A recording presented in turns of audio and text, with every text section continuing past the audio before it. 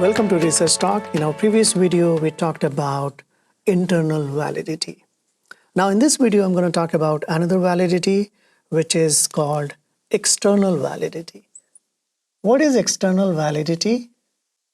External validity refers to the extent to which results finding of a study can be generalized to other situations, other populations. So basically, in summary, you could say that external validity is nothing but power of generalizability, generalizability of a study's findings. How effectively we can generalize the findings of a study in another setting with other populations. So let's understand this. Whenever you devise a study, you do sampling, right? Sampling meaning that you try to recruit participants for your study who are representative of the population that you want to study. So whatever the findings you come up with, that finding should, if your sampling strategy is effective, it's very representative, powerful, it will help you to replicate and generalize the findings to other population or situations. Let's understand this with an example. Let's say I develop an anti-bullying program, and I implemented this program as a researcher in a high school.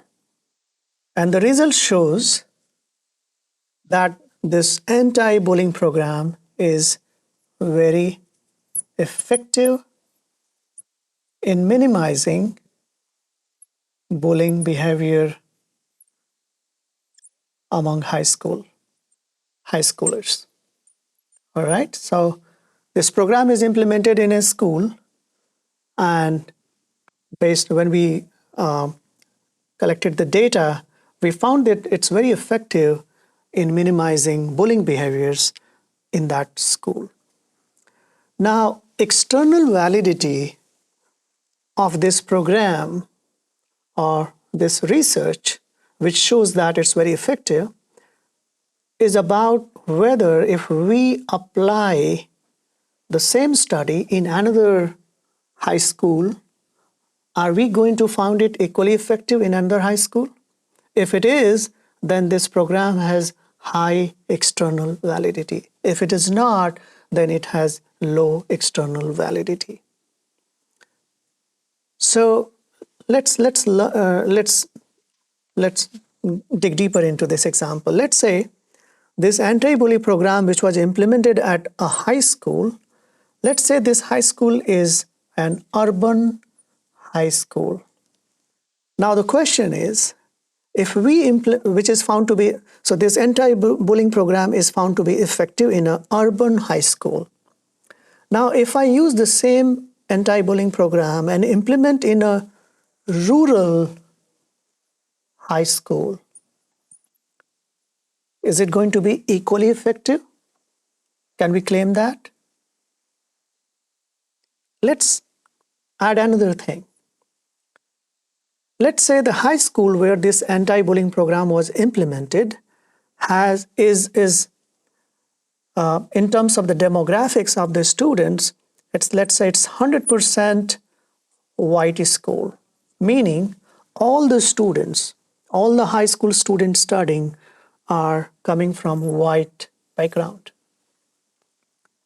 Now the question is, if I implement the same anti-bullying program in a school which is majority of the students are black, is it going to be equally effective? So you see the situation that I'm changing here. And population, I'm changing. So the population here was white, here it's black. The context situation is this experiment, which was done to assess the anti-bullying program. It was done in an urban setting. Here I'm thinking about rural setting. So, and that's what external validity is. So for this anti-bullying program to have high external validity, it requires that it is not, like even if you change the situation and population, it is equally effective.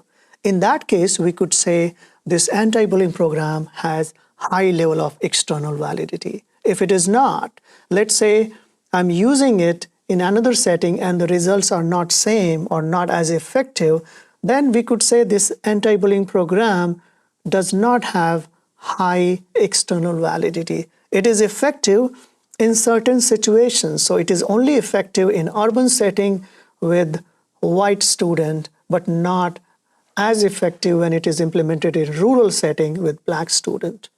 This is just an example. So external validity refers to the extent to which the findings of a study can be replicated in another settings and another population.